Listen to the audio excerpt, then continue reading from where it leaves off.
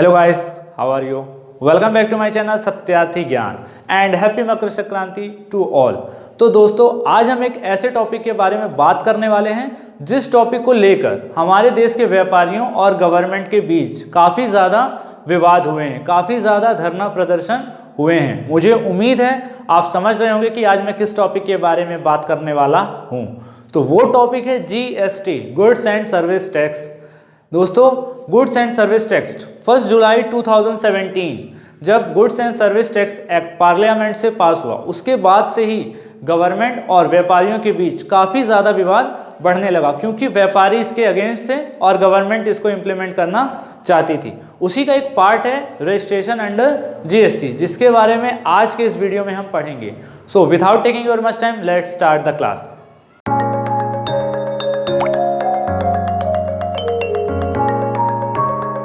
Registration under GST। अब हम पढ़ेंगे कि रजिस्ट्रेशन अंडर GST क्यों और कब कंपलसरी है। If business is in non hill areas, अगर आपका बिजनेस गैर पहाड़ी क्षेत्रों में है, जैसे पहाड़ी क्षेत्र क्या होते हैं, जैसे उत्तराखंड है, हिमाचल प्रदेश है, ये सब क्या है, पहाड़ी क्षेत्र हैं। तो जो अगर आपका बिजनेस गैर पहाड़ी क्षेत्रों में है, अगर आपकी ग्रॉस टर्नओवर मतलब क्या होता है, जो आपकी टोटल सेल है, कुल बिक्री, अगर आपकी कुल बिक्री 40 लाख या उससे ज़्यादा है, 40 लाख या उससे ज़्यादा है, लेकिन विथ इन द स्टेट होनी चाहिए। इंट्रा स्टेट क्या होता है, एक स्टेट के अंदर, लाइक MP है, MP के दो, एक हो गया रीवा और सेकंड भोपाल। अगर आप कोई भी गुड सप्लाई करते हो रीवा से भोपाल, अगर आपकी टोटल सेल यहाँ रीवा से आपने गुड सप्लाई किया भोपाल के लिए, तो जब आप गुड सप्लाई करोगे रीवा से भोपाल, तो अगर आपकी जो टोटल सेल है, अगर आपकी टोटल जो सेल है वो 40 लाख रुपए है या 40 लाख से ज़्यादा है, अगर 40 लाख है, 40 लाख से ज़्यादा है, तब आपको GST का रजिस्ट्रेशन कराकर GST पे करना बहुत ही ज़्यादा कंपलसरी है। इसको एक बार मैं और रिपीट करूंगा। ग्रॉस टर्नओवर मीन्स क्या है, टोटल कुल आपकी बिक्री for supply of goods with in the state means state के अंदर ही, स्टेट के अंदर, एक स्टेट से दूसरे स्टेट नहीं होनी चाहिए, स्टेट के अंदर एक डिस्ट्रिक्ट से दूसरे डिस्ट्रिक्ट हो सकती है। इंट्रा स्टेट मीन्स क्या होता है, विद इन द स्टेट। तो अगर 40 लाख या 40 लाख से ज़्यादा है तो आपको GST रजिस्ट्रेशन करना कंपलसरी है और उसे पे भी करना है। इसी की जगह अगर गुड्स, जरूरी नहीं कि हर बार हम गुड्स सप्लाई करें, ओके, अगर आप गुड्स सप्लाई नहीं करते हो तो फिर गुड्स की जगह हम क्या सप्लाई कर सकते हैं, सर्विस। और सर्विस को हम सप्लाई की जगह क्या करते हैं, प्रोवाइड करते हैं। सर्विस की जगह हम क्या करते हैं, प्रोवाइड करते हैं। जो बड़े बड़े एजुकेशन सेक्टर होते हैं, या एडवोकेट फर्म होते हैं, अगर कोई एडवोकेट फर्म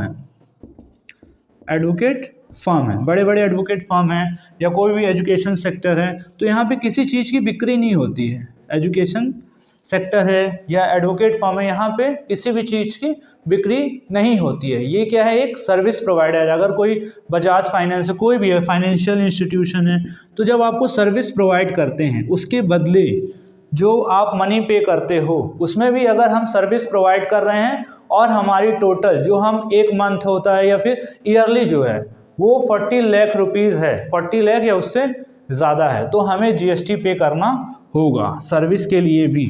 बस डिफरेंस क्या होता है कि जो ये होता है सर्विस होता है, उसमें हम 40 लाख की जगह मिनिमम हमारा जो अमाउंट होता है वो 20 लाख होता है। मिनिमम अमाउंट जो होता है हमारा 20 लाख, इसमें हम 20 लाख पे करना शुरू कर देते हैं। और अगर सर्विस की जगह गुड्स है, तो गुड्स में हमें 40 लाख का अगर हमारी कुल बिक्री है या उससे ज़्यादा की, तो फिर हम GST रजिस्ट्रेशन करा के पे करते हैं। लेकिन सर्विस में 40 नहीं, मिनिमम अगर हमारी 20 है तो भी हमें GST पे करना होगा, हमें GST रजिस्ट्रेशन कराना होगा।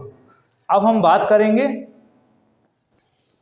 If business is in hilly areas. Business hilly area पे है तो कब हम कितने अमाउंट में हमें रजिस्ट्रेशन कराना पड़ता है। अभी हमने पढ़ा था अगर बिजनेस नॉन हिल एरिया पे है तो गुड्स और सर्विस जो हमारी ग्रॉस टर्नओवर होती है उसमें हम कितने अमाउंट पे गुड्स और सर्विस टैक्स हम पे करते हैं या रजिस्ट्रेशन करवाते हैं। अब अगर बिजनेस हिल एरिया पे है, लाइक उत्तराखंड, बिजनेस अगर उत्तराखंड में है तो ग्रॉस टर्नओवर मीन्स क्या होता है? टोटल बिक्री। अगर हमारी टोटल बिक्री देहरादून उत्तराखंड के अंदर एक डिस्ट्रिक्ट से दूसरे डिस्ट्रिक्ट में 20 लाख या उससे ज़्यादा है, 20 लाख या उससे ज़्यादा है, तो फिर हमें जीएसटी का रजिस्ट्रेशन करवाना कंपलसरी है और जीएसटी पे करना कंपलसरी है। जो हमारा नॉन हिली एरिया था, जब हमने पढ़ा था, जो हमारा नॉन हिली एरिया था उसमें 20 लाख की जगह 40 लाख मिनिमम होता है। 40 लाख का अगर हमारा ग्रॉस टर्नओवर है तो हमें जीएसटी रजिस्ट्रेशन कराना होता है, जीएसटी पे करना होता है। लेकिन हिली एरिया में अगर हमारा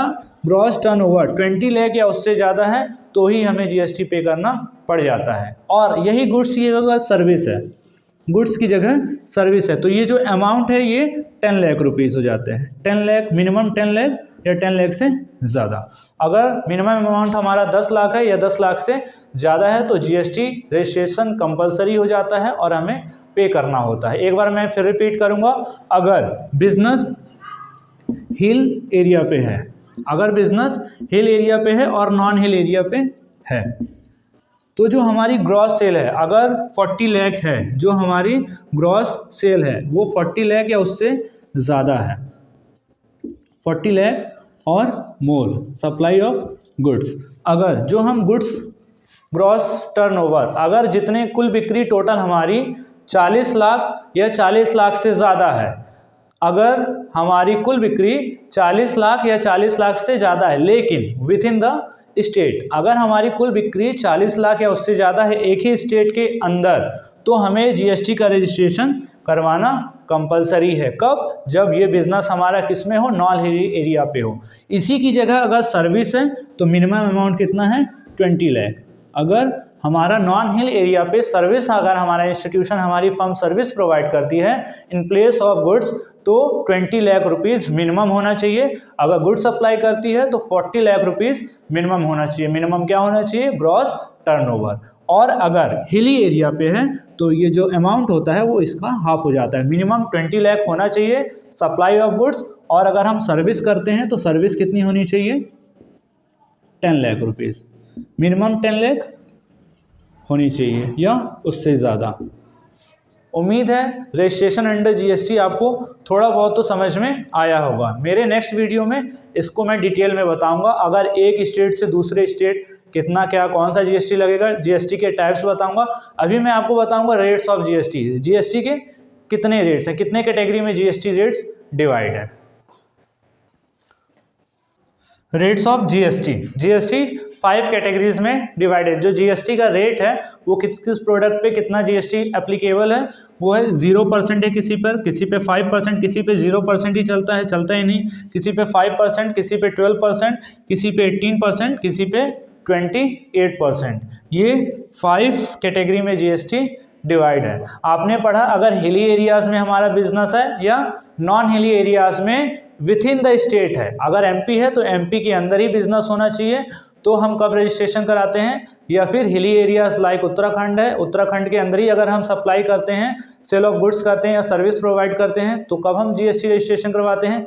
लेकिन जो बहुत इंपॉर्टेंट चीज़ है, अगर आप एक स्टेट से दूसरे इंटर स्टेट जाते हो, inter state means like MP से अगर आप जा रहे हो उत्तराखंड या एमपी से आप जा रहे हो बिहार, तो जब आप एक स्टेट से दूसरे स्टेट जाओगे तो उसमें अगर 1 रुपये का भी अगर है ग्रॉस टर्नओवर तो आपको जीएसटी रजिस्ट्रेशन कराना कंपलसरी है। जो स्टेट के अंदर होता है उसमें ऐसा कंपलसरी नहीं, उसमें 40 लाख मिनिमम है, 20 लाख मिनिमम है, 20 लाख मिनिमम है तो 10 लाख मिनिमम है। लेकिन जो एक स्टेट से दूसरे स्टेट जब हम जाते हैं तो वहाँ पे अगर 1 रुपये का भी हम ग्रॉस टर्नओवर कर रहे हैं तो जीएसटी रजिस्ट्रेशन कंपलसरी है। इसके बारे में मैं अपने नेक्स्ट वीडियो में बताऊंगा। अगर आज का ये वीडियो आपको पसंद आया हो, कुछ समझ में आया हो, कोई छोटी जानकारी मिली हो तो लाइक और शेयर ज़रूर करें।